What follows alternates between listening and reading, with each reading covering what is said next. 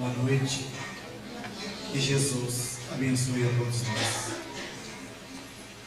O tema que nós vamos abordar esta noite, alcoolismo e droga, é um tema que está atual, que faz parte da nossa sociedade, faz parte das nossas famílias.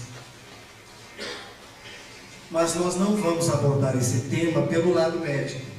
Isso cabe aos profissionais da área. Nós vamos falar sobre alcoolismo e droga dentro da visão espírita, dentro daquilo que a doutrina espírita nos ensina com relação a esses distúrbios, não é, tão presentes na nossa vida atualmente. Após o ano de 1857, após 18 de abril de 1857, a humanidade foi agraciada com um livro que foi o início de um processo de informação capaz de transformar o ser humano. Nesse dia, Allan Kardec, em Paris, lançava o Livro dos Espíritos, que é a obra básica da doutrina espírita. Foi o início de um processo de informação sobre algo que os homens ainda não sabiam. Porque as religiões, até aquela data, falavam em céu, falavam em purgatório, falavam em inferno, falavam em tormentos após a morte, falava da sobrevivência como uma hipótese, como algo que podia acontecer, porque até hoje a maioria das religiões formalistas, mesmo as religiões cristãs formalistas, aquelas que usam formalmente a Bíblia, elas falam em vida após a morte como uma hipótese, porque na realidade elas nada podem informar depois desse fenômeno tão comum que acontece a todos nós. E a partir daquele livro, o homem foi informado de que a vida após a morte era uma realidade, que ela existia, que o espírito preexistia e sobrevivia ao chamado fenômeno da morte, e que ele era capaz de comunicar, que ele era capaz de se fazer presente novamente no mundo, usando um outro ser humano encarnado como intermediário.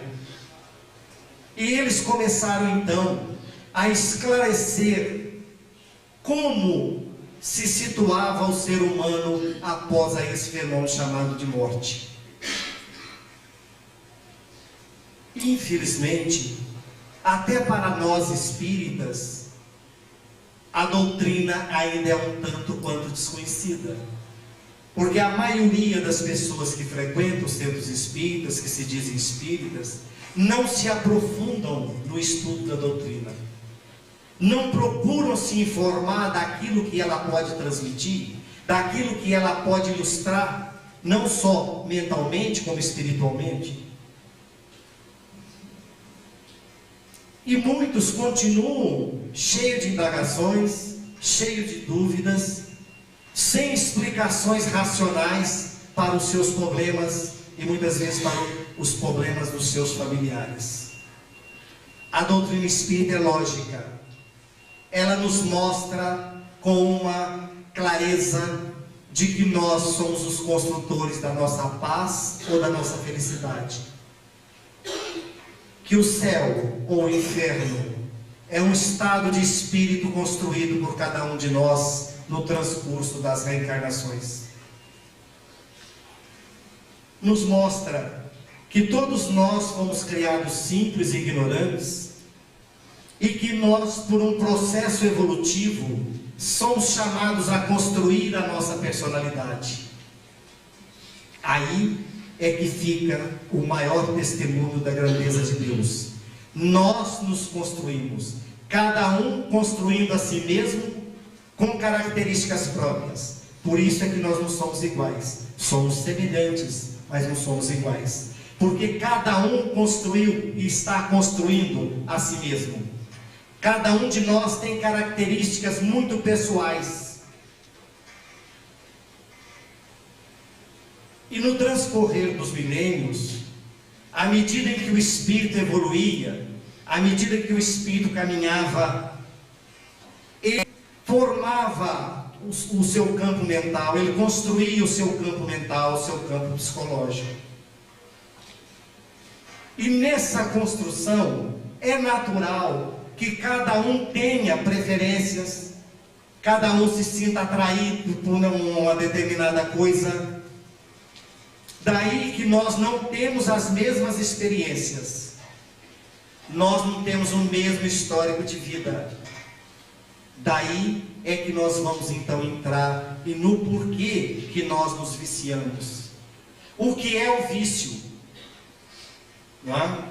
Porque o espírito, quando ele está na sua construção pessoal, quando ele está formando o seu mundo psicológico, o seu mundo espiritual, ele muitas das vezes procura ídolos, ele procura pessoas em que ele possa se espelhar.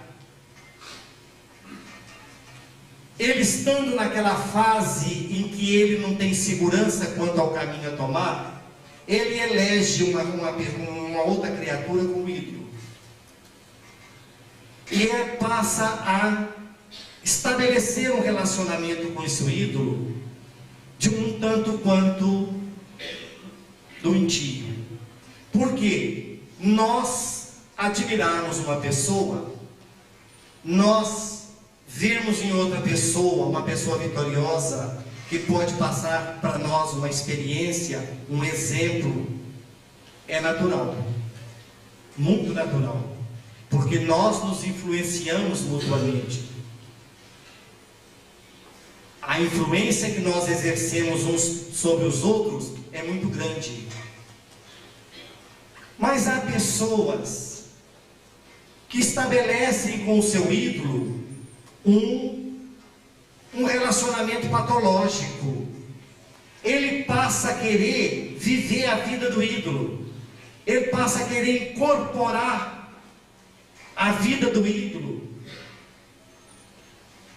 e isso é um sinal de insegurança, isso é um sinal de uma determinada frustração.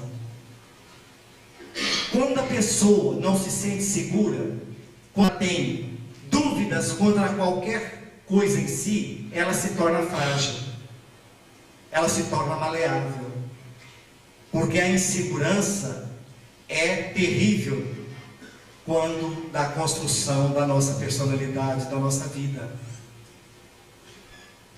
E nesse momento de fragilidade, de dúvida, de não ter consciência ainda de si mesmo, é muito fácil nós enveredarmos pelos vícios. Porque os vícios, o que é o vício? O vício é uma compensação temporária de uma carência nossa. Quando nós nos viciamos, nós estamos buscando uma muleta psíquica, um apoio em alguma coisa, para que nos sintamos fortalecidos, para que nós possamos continuar a nossa caminhada. Aonde então uma pessoa fuma porque viu o seu ídolo fumar. Fuma porque viu pessoas que triunfaram na vida fumando.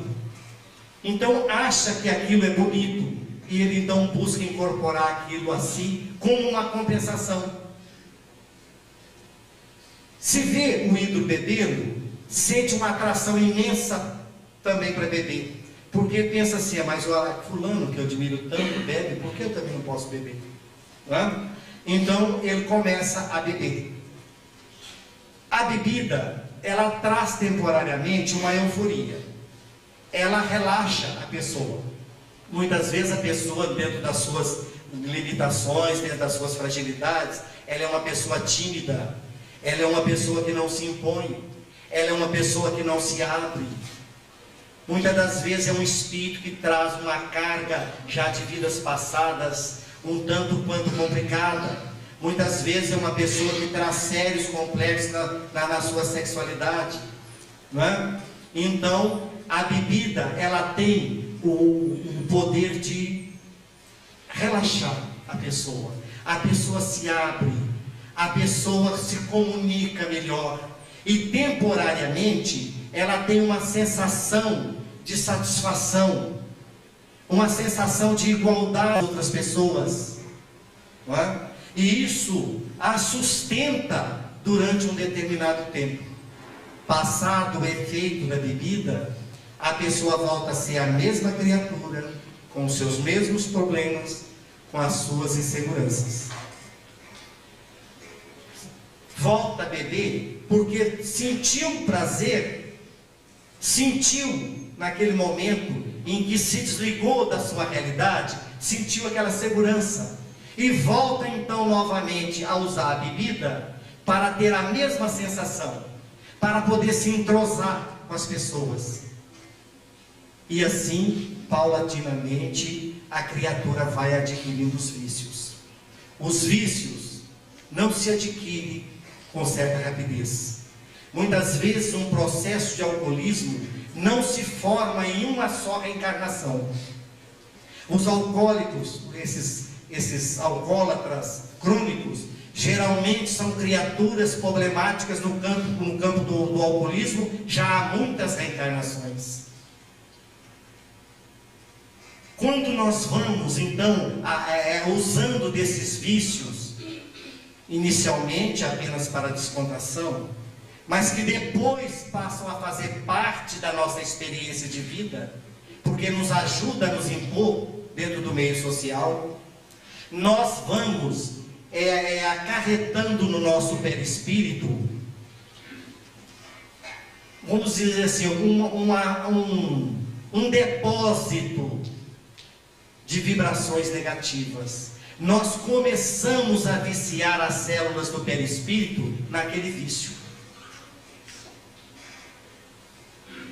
E no passar do tempo, aquilo vai trazendo para o nosso perispírito um certo processo de enfermidade espiritual. Isso é com relação ao álcool, com relação a qualquer tipo de droga. O nosso perispírito vai absorvendo, as células do perispírito, elas passam a se enfermar pelas consequências do vício, porque além de nós viciarmos as nossas células do corpo físico, nós viciamos também as células do nosso corpo espiritual. Então o vício, ele se processa nos dois níveis, no corpo físico e no corpo espiritual. E também, simultaneamente, o vício se encastela no nosso campo mental. Nós passamos a ter a necessidade do vício para nós termos uma fuga, um meio de compensação das nossas frustrações, que são comuns, que são fatores que acontecem com todos os espíritos que estão em evolução. Então, o vício, ele se agrega a nós nesses três pontos fundamentais: no corpo físico, no corpo espiritual e na nossa mente. Então, quando nós começamos um vício, nós não sabemos aonde vamos chegar. Se nós não tivermos a conscientização de que vício não leva a lugar algum, que o vício é uma coisa prejudicial, que atrapalha a nossa evolução, esse vício vai tomando conta do nosso corpo, do nosso perispírito e da nossa mente. Quando nós desencarnamos, nós retornamos ao mundo espiritual. O corpo físico já está sepultado, mas o corpo espiritual nós carregamos para o mundo espiritual, e ele vai com toda aquela carga negativa dos vícios. O nosso perispírito, quando desencarnamos, ele mantém todo aquele processo de desequilíbrio provocado pelos vícios. E nós nos achamos no mundo espiritual na condição de espíritos enfermos, porque o nosso espírito está sobrecarregado de desequilíbrios. As células estão afetadas pelas consequências do vício. A nossa mente se acha dominada pela sede do vício. a nossa estadia no mundo espiritual é complicada. Nós temos informações de benfeitores espirituais que espíritas ilustres, ao chegarem no mundo espiritual, tiveram um sério problema com relação ao vício de fumar. O Dr. Manuel Quintão, vice-presidente da Federação Espírita Brasileira, que foi o homem que ajudou Chico Xavier no início da sua tarefa, que publicou o livro Parnaso de Além-Túmulo de Chico Xavier, ele era um espírita dedicado, foi um espírita de um grande comportamento moral, porém fumava cigarro de palha. Ele escreveu um livro cujo título era Cinzas do Meu Cinzeiro. Ele gostava do cigarrinho de palha. Esse cigarrinho de palha trouxe um sério problema, um sério desequilíbrio espiritual para o Dr. Manuel Quintão. Depois de desencarnado, visitando Chico Xavier, ele disse: Chico, o meu cigarro de palha, meu filho, virou para mim uma coisa terrível. Eu não consigo me equilibrar. Eu não consigo tirar da minha mente a sede, aquela sensação de gosto pelo cigarro de palha. Eu não estou tendo condições de me harmonizar plenamente aqui no mundo espiritual por causa do meu cigarro de palha. Para vocês verem como que o vício afeta o espírito quando no mundo espiritual. Depois de algum tempo, o espírito não se sentindo bem, ele não se encontrando no mundo espiritual, depois de um determinado tempo, ele sente a necessidade de reencarnar. Ele sente a necessidade de entrar num processo mais avançado de correção moral e espiritual para se livrar daquilo que ele jogou para dentro dele. E ele então pede a reencarnação, reencarna. Como a nossa sociedade ainda é um meio ainda não tanto quanto equilibrado, como as nossas famílias não são muito bem equilibradas, muitas vezes esse espírito retorna e se ele está no processo do fumo, no processo do álcool ou no processo de qualquer uma outra droga, se na família tem quem fuma, tem quem bebe, ele sentirá, ele já trazendo no seu perispírito aquele resquício do vício, aquela viciação mental, ele sentirá uma atração imensa, seja pelo cigarro, seja pelo álcool. E assim que ele começar a beber, ele então passa a usar do álcool de uma forma mais acentuada, porque o início do vício já foi numa vida passada, e ele então vai aumentar o quê? Ele vai aumentar a sua viciação, o seu consumo de bebida alcoólica vai aumentar. Se ele tiver conhecimento espiritual, se ele tiver a oportunidade de ter conhecimento espiritual, ele poderá saltar fora do barco, ele poderá buscar uma nova vida. Mas se ele não tiver uma formação espiritual, ele vai prosseguir na sua caminhada consolidando o vício, porque a nossa sociedade é muito propícia à expansão de vícios. Aí acontece que, prosseguindo nesse caminho, ele vai acentuando a sua dependência mental e a sua dependência física, e essa dependência física ressoa no corpo espiritual. Desencarna, não é? Com os vícios aumentados, volta ao mundo espiritual mais perturbado, mais constrangido, retorna ao mundo físico, trazendo toda essa mazela, se encontra um ambiente onde se sinta tranquilo, e o vício à disposição, aí já se torna um alcoólatra crônico, que é esses casos mais graves que nós temos visto por aqui. Então o vício não se adquire somente numa reencarnação.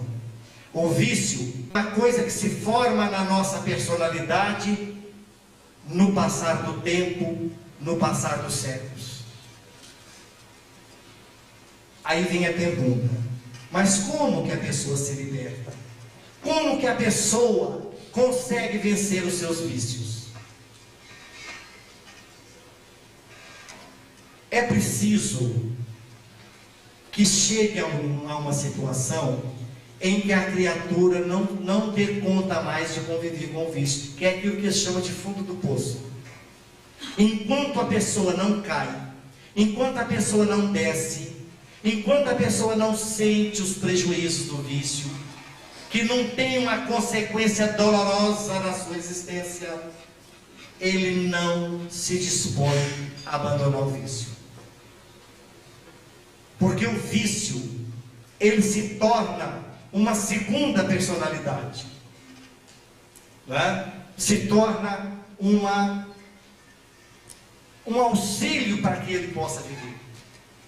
Então a gente vê constantemente a pessoa que já não aguenta viver sem o copo de álcool, ou o cigarro, ou a dose de droga, né? A pessoa fica dependente daquilo. Então quando a pessoa desce, quando a pessoa vai no fundo do poço, aí é que ela se torna passível de ouvir conselhos. Raramente, são casos raros de pessoas que se libertam do vício porque resolveram se libertar e lutam até que sair dele. Geralmente é necessário que haja o fundo do poço, na maioria dos casos. Há casos em que, volto a afirmar, pessoas com força de vontade, entendendo, sendo informados, compreendendo o que é o vício, a pessoa consegue saltar fora. Mas na maioria dos casos, a criatura tem necessidade de passar por uma experiência mais dolorosa, uma experiência de fundo de poço, para que ele possa compreender que o vício leva ao desequilíbrio total. O que a doutrina espírita pode fazer pelas pessoas? Uma das coisas que a doutrina ensina é que nós devemos nos livrar de todos os vícios, que nós devemos buscar a nossa paz, a nossa tranquilidade, que nós devemos aprender a ser felizes por mérito próprio, sem necessidade de nos escorarmos em muletas, em vícios. Nós temos a capacidade de sermos felizes. Nós podemos ser felizes sem necessidade de vícios. A doutrina espírita nos mostra isso. A primeira coisa, nós temos que desenvolver o nosso lado espiritual. Porque enquanto a pessoa se apega somente às coisas físicas, dificilmente ela tem força para mudar de uma forma bruta assim, de uma forma mais rápida a sua vida. É preciso que a pessoa comece a entender o processo da vida, que não é um ser humano qualquer, que é um filho de Deus, que foi criado para que seja feliz, porque todos nós fomos criados para a felicidade. Não há ser humano nenhum destinado ao sofrimento e à dor. Se nós não somos felizes, alguma coisa está errada em nós.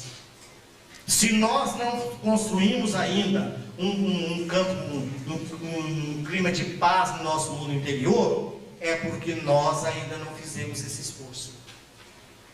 É muito comum a pessoa dizer assim: não, eu sou muito sem sorte, eu não tenho sorte, Deus esqueceu de mim, eu não consigo nada que eu quero. Olha, nós podemos conseguir tudo de bom que nós quisermos. Nós podemos ser felizes, sim. Felicidade independe de coisas materiais. As coisas materiais, elas podem ajudar, elas podem complementar a nossa felicidade, mas em si, elas não trazem por si só a felicidade. Porque felicidade é uma coisa no nosso mundo interior, é uma coisa que nós fazemos, construímos, e que nos dá a paz, que nos dá o amor a nós mesmos. Porque enquanto nós não nos amamos, nós não amamos ninguém. Isso de dizer assim, eu não me amo, mas eu amo a fulano, ou ciclano, ou beltrano, isso aí é uma mentira. Quem não ama a si mesmo, não ama ninguém. E nós podemos construir uma vida de paz, uma vida de amor, uma vida de felicidade, desde que nós queiramos. E apesar de todos os nossos problemas. Porque os nossos problemas, eles são temporários. Quaisquer que sejam os nossos problemas, eles são temporários. E eles têm solução. Nós não podemos esposar aquela ideia de que os nossos problemas não têm solução. Que eu não tenho uma saída para os meus problemas. Existe sim. Por quê? Porque na maioria dos casos, nós nos agarramos às outras pessoas, não para ajudá-las a serem felizes, mas para que elas façam a nossa felicidade.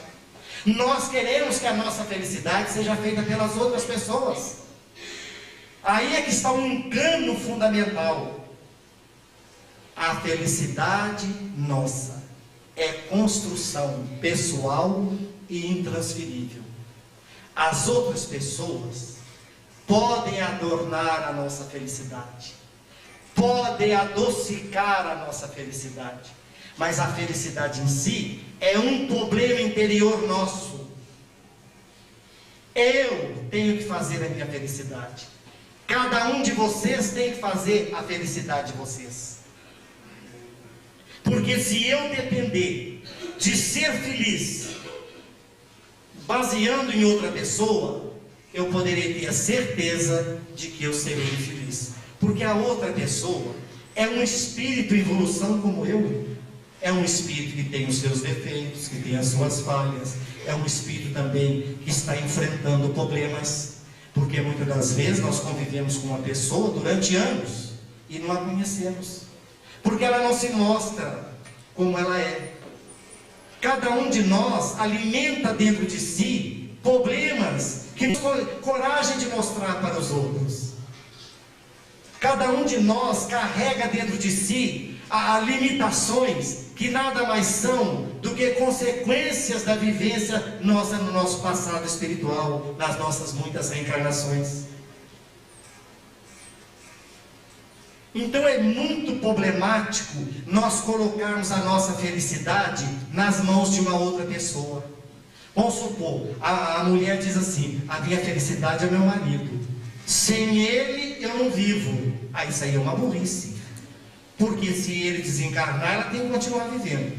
E se ele arranjar uma outra companheira e for embora, ela vai deixar de desistir da vida por causa disso? Quer dizer, coisas que muitas das vezes levam uma pessoa ao suicídio. É a falta de saber caminhar por si. A grande felicidade é nós sabermos caminhar sozinhos. É nós fazermos a nossa felicidade, é nós construirmos a nossa paz, sem fundamentalmente dependermos dos outros. Porque se nós estabelecemos essa dependência, nós nunca seremos felizes. Essa felicidade nós só encontramos quando atingimos planos superiores elevadíssimos, quando os espíritos já não têm mais nenhuma atração pela matéria, que já são espíritos puros, espíritos iluminados. Aí sim, aí nós podemos confiar uns nos outros, nós podemos depositar a nossa felicidade na mão dos outros. Por quê? Porque nós estaremos todos na mesma condição. Mas na condição em que nós estamos hoje, a nossa felicidade é problema de construção pessoal e intransferível. Porque nós temos o costume de lançar os nossos fracassos nas costas dos outros. Nós nunca que temos a coragem de reconhecer os nossos erros, as nossas falhas. Nós estamos sempre transferindo para os outros, que é muito mais fácil culparmos os outros do que reconhecermos a nossa falha. Muitas vezes a nossa falha de caráter. Um dos grandes problemas que a doutrina espírita enfrenta a sua divulgação é justamente quando as pessoas pedem doutrina espírita. Não é doutrina milagreira, não é pátio de milagres, não é aquela religião que a pessoa chega e coloca tudo na mão do dirigente do culto, do presidente do centro, da mão dos benfeitores espirituais e fica só esperando a graça. Quando a pessoa percebe que a doutrina espírita ensina que é necessária a nossa boa vontade, o nosso suor e até as nossas lágrimas para a construção da nossa paz, aí a criatura desanima. É muito comum a gente ver a pessoa adentrar ao centro espírita, né? Muito entusiasmado, né? Então, quando ele reconhece que ele é eterno, que morte não existe, dá nele uma vontade, né, de participar, de ser espírita, e ele entra com aquela vontade toda. Quando ele percebe que o espiritismo não é esse pátio de milagres, que ele não vai receber nada mais do que o merecimento, aí ele já desanima. Aí ele fala assim, não, o espiritismo é difícil demais. Por quê? Porque a doutrina espírita nos conscientiza de que nós temos que trabalhar em causa própria, nós temos que construir a nós. Não há espaço para você culpar as outras pessoas, não há espaço para você depositar os seus fracassos, né, financeiros, morais, espirituais nas costas dos outros, porque cada um tem que responsabilizar pelos seus próprios atos. Então, o grande problema nosso com relação aos vícios é justamente isso, porque o vício se instala na nossa fragilidade, na nossa insegurança, porque se nós somos fortes, nós não temos necessidade de vício, nós não precisamos do aperitivo para nos sentirmos mais alegres. Eu não preciso de um cigarro para me descontrair, eu não preciso de uma outra droga para fazer a minha felicidade. E o vício, ele destrói não só o viciado, como costuma destruir também a família, não é? Toda família de alcoólatra é enferma.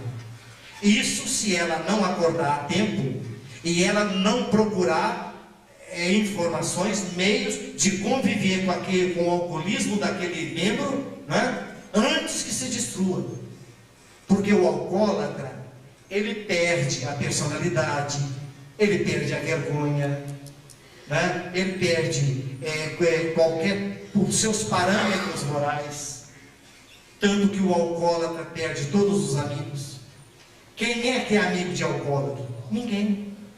O alcoólatra é aquele que espalha grupo. Quando ele aparece, todo mundo, porque ele se torna um peso, ele se torna um karma. E a família, ela sente esse impacto, porque o alcoólatra, ele invade, ele pisa no interior das pessoas que convivem com ele na família, porque ele quer dividir toda aquela mazela espiritual que ele carrega com os parentes. Ele não se preocupa em trazer o bem para dentro da sua casa, ele traz as consequências do seu vício. Por isso é que existe, me parece que um grupo, né, ligado aos alcoólicos anônimos, que assiste as famílias, né? Parece que tem um setor lá que faz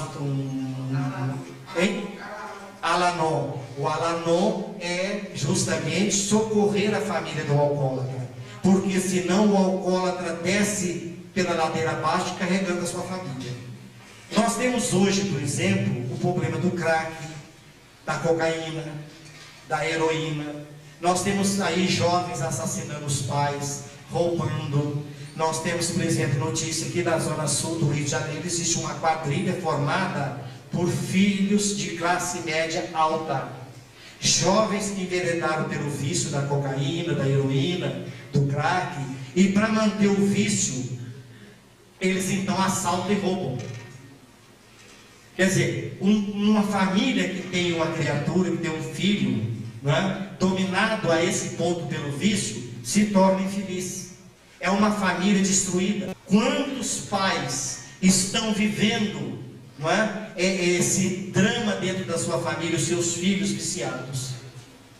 Olha, gente, para que a gente possa lidar com isso, os pais não se devem sentir culpados. Uma das grandes coisas, não é, que o vício acarreta é o complexo de culpa, principalmente nos pais, porque eles se sentem culpados daquele fracasso do filho ou da filha, e eles se sentindo culpados, eles não têm condição de ajudá-lo. O complexo de culpa é uma das piores coisas que a gente pode nutrir. Reconhecer os erros deve ser uma norma da nossa vida. Mas carregar o complexo de culpa é pior ainda, porque o complexo de culpa anula tudo aquilo que a pessoa pode fazer pela outra. Tudo que o pai e a mãe podem fazer pelo filho é anulado pelo complexo de culpa. Por quê? Eu acabei de falar há pouco, nem sempre o jovem ele se envereda pela bebida, pelo cocaína, pelo crack, por problemas com família. Muitas das vezes a família é uma família equilibrada, é uma família de pessoas corretas e dignas, e um dos seus membros, dos seus filhos, se envereda pelo campo da droga. Ele não é levado a isso por conflitos com a família, ele pode até ser levado a isso por conflitos pessoais, pelo seu passado que fala dentro dele, que eu acabei de falar há pouco, a insegurança, não é? A má convivência com que ele é interiormente. Porque quando nós reencarnamos trazendo todo o nosso passado no nosso psiquismo. Por isso é que a maioria de nós é mal resolvida interiormente. Por quê? Porque nós trazemos na nossa mente, né, nós trazemos em nós as consequências dos nossos erros. Por isso é que muitas vezes nós nos sentimos aborrecidos, tristes, nós temos angústias, nós temos medos que não sabemos explicar. Isso leva a um processo de insegurança, isso então pode levar ao vício. Então nem sempre os pais são culpados dos vícios dos filhos. Agora a doutrina espírita, ela nos mostra que o processo de reeducação do alcoólatra, que o processo de reeducação do viciado em outro tipo de droga, cocaína, crack, heroína, é um processo lento, difícil, mas que tem que ser enfrentado. Nenhum viciado, salvo raras exceções, consegue se livrar do vício sem ajuda. Não só a ajuda fraterna, a ajuda da família, como a ajuda espiritual. Fundamentalmente, o viciado precisa de se assentar. Tem que buscar o apoio de um movimento religioso por causa do seguinte fato. Falei para vocês que o vício fica sedimentado também na mente. Não só no corpo físico, no corpo espiritual, mas também na mente. E esse processo de mudança mental é que é o mais difícil de ser feito. É muito problemático você mudar o seu subconsciente, você mudar o seu mundo interior. Para fazer as grandes transformações da nossa existência, nós temos que ter o apoio da fé. Isso já está ficando claro pela quantidade de instituições, sejam católicas, evangélicas, espíritas, que estão trabalhando com drogados e tem como base fundamental da transformação o aspecto religioso. Isso não quer dizer que o alcoólatra e que o viciado em droga, ele não necessite de cuidados médicos e psicológicos. Precisa sim. ele tem que buscar o apoio de profissionais dessa área. O apoio de um psicólogo equilibrado, de um psicólogo competente, é fundamental no equilíbrio do viciado. Assim como o tratamento do físico. Porque um dos grandes agravantes do vício é que o viciado nunca se droga sozinho. Aí é que vem o agravante maior. Quando a pessoa envereda pelo vício da bebida ou pelo vício da droga, ele nunca que faz isso sozinho.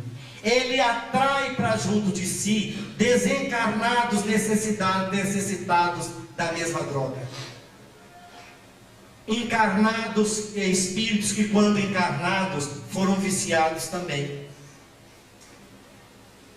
E isso cria uma imantação psíquica entre ele e esses desencarnados, que se torna difícil a sua libertação. Daí é que todo o processo de vício, geralmente, ele está ligado a um processo espiritual também.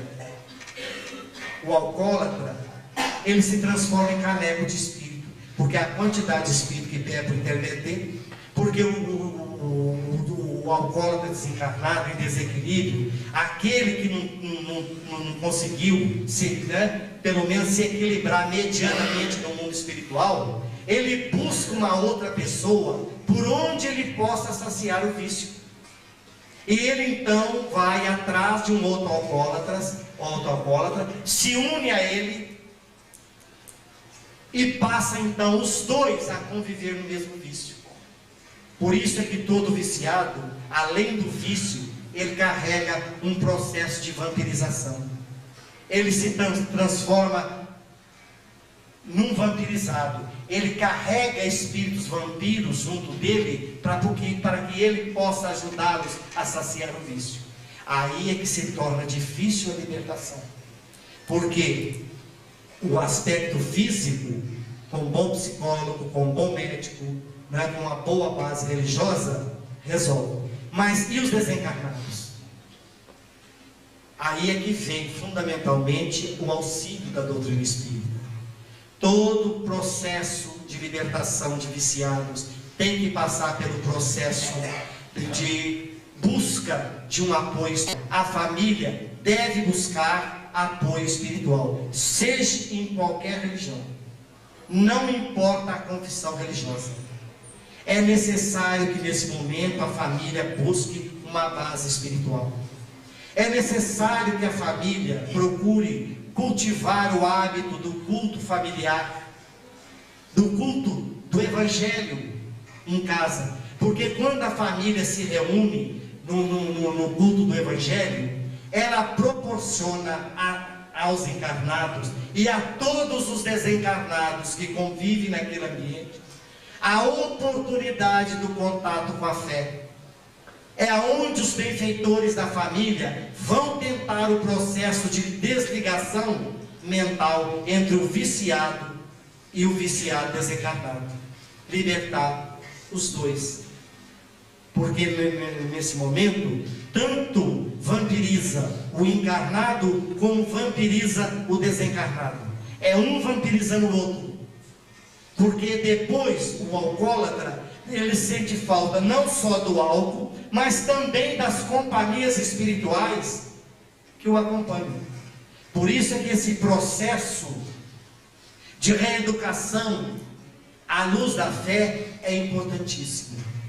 É muito importante que as pessoas que enfrentam esses problemas em família busquem o amparo da fé. Criem um culto do evangelho em casa. Procure o esclarecimento espiritual para que ajude a transpor esse problema. Vamos analisar agora uma outra coisa. Como devemos fazer para evitar que os nossos filhos se transformem em alcoólatras, se transformem em drogados? Uma das coisas que preocupa muito pouco as famílias hoje é o aspecto religioso. é o aspecto espiritual. Hoje há uma preocupação muito grande para que as pessoas, né, sobrevivam. Todo mundo quer correr atrás do bom emprego, do bom carro, da boa casa. Quer dizer, as pessoas se preocupam muito com o material, esquecendo ou deixando em segundo plano o lado espiritual da família. Isso é danoso, porque esses espíritos que estão reencarnando, eles trazem neles toda a problemática espiritual da vida deles. Os nossos filhos não são espíritos criados agora, são espíritos milenários, que têm uma história de vida, que passaram por experiências pessoais, que tiveram vitórias, mas tiveram inúmeras derrotas. Eles adentrarão o nosso lar, trazendo dentro deles a sua vida espiritual. Eles trarão muitas vezes sérios problemas psíquicos. Eles arrastarão com eles sérias obsessões. Por isso é que quando nós formamos um lar, nós temos que estar preparados. Formar um lar não é só alugar uma casa, casar e vai arranjar os filhos. Formar um lar é uma coisa muito mais profunda, porque nós temos que buscar informações para que nós possamos manter esse lar como um local equilibrado, que permita que esses filhos possam encontrar o ambiente adequado, a fim de que eles se realizem como seres humanos. Aí, o cultivo do princípio religioso em família é muito importante. A maioria dos pais hoje não se preocupam com a formação religiosa dos filhos. A maioria diz assim: quando eles crescerem, eles vão escolher a religião que eles quiserem. Isso é um erro. Porque quando chegar a época de escolher a religião, eles já estão completamente desequilibrados. Aí é que nós precisamos então de despertar as famílias para que deem uma formação religiosa a seus filhos. A primeira infância é a época fundamental para que você mude, para que você ilumine a mente do seu filho. É justamente na primeira infância, é quando você vai conversando, que você vai dialogando, que você vai colocando princípios éticos, morais na mente do filho. Deixar para fazer isso depois é um tremendo desastre. Nós temos que trabalhar pelos nossos filhos agora. Não vamos entrar naquela de que os nossos filhos são muito bonitinhos, são espíritos perfeitos, porque não são. Eles são criaturas, são espíritos milenários que estão retornando à arena do mundo para prosseguir na sua evolução. Eles trarão qualidades e trarão também muitos defeitos. Então cabe a nós, os formadores da família, auxiliar essas criaturas. Porque é fundamental, mas fundamental, o equilíbrio do lar na formação dos filhos. Por isso é que religião não pode ser apenas um selo social. Nós não podemos ser religiosos apenas de nome. A nossa fé tem que estar presente na nossa vida, nos nossos atos de cada dia, na formação dos nossos filhos, porque o lar humano é justamente a primeira escola que o espírito tem quando ele retorna ao mundo físico. E é nós trabalhando dentro do lar que nós vamos libertar os nossos filhos dessa problemática dos vícios. Então não existe fórmula mágica que livre uma pessoa do vício. Combater o vício é uma tarefa grande, é uma tarefa pesada, porque o vício geralmente nos prende pela sensação efêmera do bom, do gostoso, né? As consequências posteriores é que são tristes, mas enquanto estamos dentro do vício, é uma posição agradável. Então, meus irmãos, o alcoolismo existe na nossa sociedade, as drogas existem na nossa sociedade, elas, se não estão, amanhã poderão estar dentro dos lares. Nós não estamos isentos desse problema. Então nós devemos buscar esclarecimentos, nós devemos entender esse processo espiritual, não é? De por que o espírito se vicia, por que ele se adere aos vícios. Nós temos que estudar a personalidade dos nossos filhos, para ir percebendo essas falhas que eles trazem, né? Quando o nosso filho estiver empolgado por um ídolo, vamos observar se está dentro do normal, ou se aquilo já começou a virar um fato patológico. Porque muitas das vezes o nosso filho, por um amor extremado ao ídolo, passando do normal, ele demonstra que ele tem um problema muito sério com a sua personalidade. Muitas das vezes é uma pessoa que não se aceita. Porque o grande problema é quando nós não aceitamos a nós. É muito fácil aceitar os outros. Aceitar a nós como somos é que é difícil. Por isso é que a maioria das pessoas arranja esses ídolos e querem sempre ser como os ídolos, porque não se aceitam. E não se aceitam por quê? Porque carregam frustrações, carregam resquícios de falhas do passado, que fala no presente, que causa insatisfação, que causa uma certa infelicidade, uma inadaptação às coisas. É muito comum a gente ver jovens inadaptados, jovens que não se adaptam às coisas, não é? Eles estão fazendo uma coisa aqui agora, depois larga aquilo, pega uma outra coisa, larga aquilo, pega uma outra coisa, larga. Quer dizer, são criaturas que não estão ainda, não é? A gente nota que tem uma certa dificuldade de se concentrar, de se dedicar. Quer dizer, uma pessoa instável, uma pessoa confusa. E é isso que nós temos que observar, para poder ajudar, para poder trazer a palavra de incentivo, de carinho. Não é? Porque a pessoa que atravessa a fase difícil, é muito bom quando ela encontra quem apoia, quem ajuda, não é? E isso é função primordial dos pais. Então os nossos lares têm que estar, não é? Muito preparados para que nós possamos vencer essa fase tão difícil para a humanidade, que é o caso do alcoolismo e da droga. Porque o álcool, todos nós sabemos, é uma droga aceitada em todos os lugares, aceita em todos os lugares. Todo mundo aceita álcool. E o álcool é uma droga tão perigosa quanto a cocaína, quanto a maconha, quanto o crack. Porque o álcool predispõe a outros vícios. Um vício, ele é o início, muitas vezes, de muitos vícios. Quando nós começamos a aderir a um determinado vício, nós não sabemos o final daquilo. Porque um vício abre campo para o outro. O cigarro, ele pode abrir campo para a maconha. A maconha para a cocaína. A cocaína para o crack.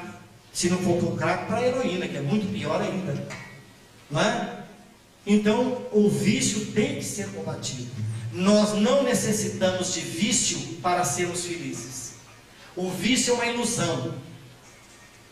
Nós não podemos aceitar esses vícios. Se nós temos, vamos tentar eliminá-lo. Não é? Por quê? Porque o vício não traz nenhum benefício. Pelo contrário, ele só traz a ruína. Então, quando nós depararmos com um ser humano alcoólatra, viciado em droga, não vamos condená-lo. Nós não temos o direito de julgá-lo, porque nós não sabemos as experiências vividas por ele no passado. Há uns tempos atrás, eu fui fazer uma caminhada, e quando eu desci aquela rua ali, na 1º de junho, na JK, não acredito, 1º de junho, mais a JK, né, ali em frente ao asilo, subia uma mulher desesperada, mas gritando, puxando os cabelos e dando um tapa, sabe, dando tapa no ar e pedindo que largasse dela, saísse perto dela, mas ela estava totalmente alienada. E eu olhei aquilo, pedi a Deus por ela, e depois eu fui pensando, falei, gente, como que um ser humano chega a esse ponto?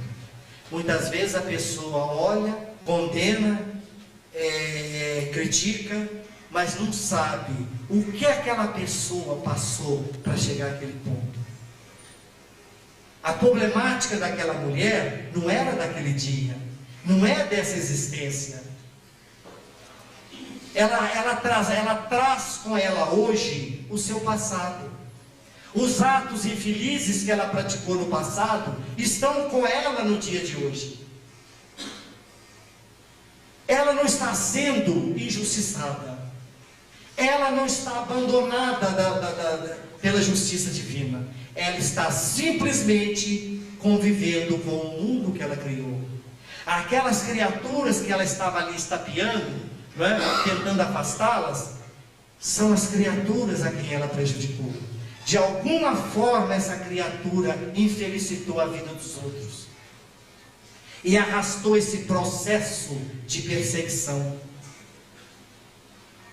Porque nós temos que ter um cuidado muito grande ao adquirir inimigos. Porque há inimigos que passam de uma existência para outra. Há pessoas que guardam um rancor tão grande, não é? Que elas falam assim, não, eu não perdoo, nunca vou perdoar, e pela eternidade eu vou odiar essa pessoa. Quer dizer, essa criatura desencarna e continua odiando mesmo. Isso depois vai para perto do seu ofensor e passa a conviver com ele mentalmente. Não é? Então, quando nós encontrarmos essas pessoas alcoólatras, drogados, nós precisamos de ter muita piedade. Nós devemos ter um sentimento de fraternidade para com essas pessoas. Ao invés de julgá-las, peçamos a Deus por elas. Porque são pessoas, geralmente essas criaturas, são alcoólatras, são drogadas. Não é? Porque aquela atuação espiritual, aquela influenciação, aquela obsessão, faz com que elas se mantenham dentro do vício. Então, o vício traz sérias consequências. Passa de uma existência para outra. O cigarro hoje iniciado, a gente não sabe aonde isso pode nos levar. Não é? Pode ir nos preparando para um vício maior.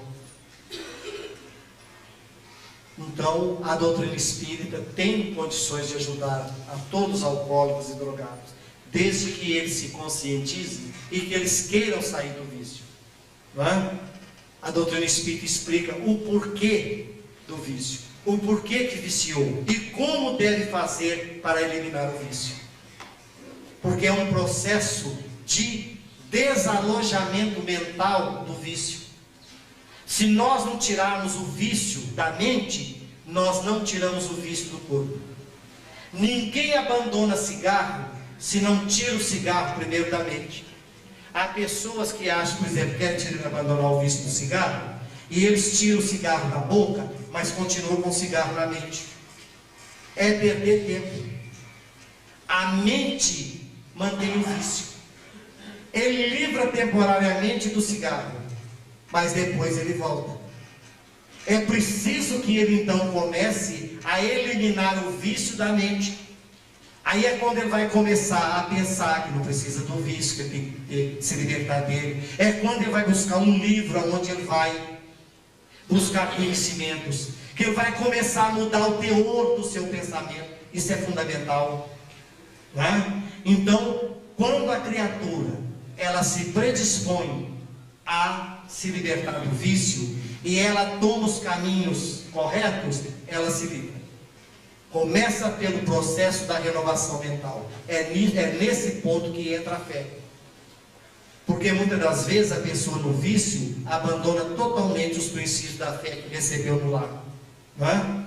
Então, a criatura, quando começa a entrar nesse processo de estudo, de reencontro com Deus, Não é? A palavra religião quer dizer religar o homem a Deus. Quando ele se religa novamente a Deus, aí sim, aí ele está começando o processo da libertação. Porque o vício, ele está nesses três aspectos que eu disse para vocês: o corpo físico, o corpo espiritual e a mente. Então todo o processo de alcoolismo e de droga estão ramificados nesses três aspectos. Então é preciso de começar pelo processo de reconstrução mental, buscar uma base segura, uma base de fé, de confiança, não é? Então todo vício tem solução. Não há ninguém que não se livre dos seus vícios, desde que queira. A doutrina espírita tem todo um processo de ajuda que pode colocar à disposição das pessoas. Mas é necessário que a pessoa queira realmente se livrar dos vícios. Certo? E nós devemos ter a atenção voltada para os vícios antes que eles se instalem dentro do nosso lar. Trabalhando a mente dos nossos filhos, principalmente na primeira infância, mostrando a eles que o vício não leva a lugar nenhum. Há muito tempo, eu conheci, hoje já é um rapaz. Ele era assim, menino dos seus 13, 14 anos. Um dia, conversando comigo, ele falou assim: eu estou doido para completar 18 anos. Eu falei: por quê? Para mim beber cerveja. Eu falei: minha filha, mas é isso que você está desejando? É, eu sou doido para completar.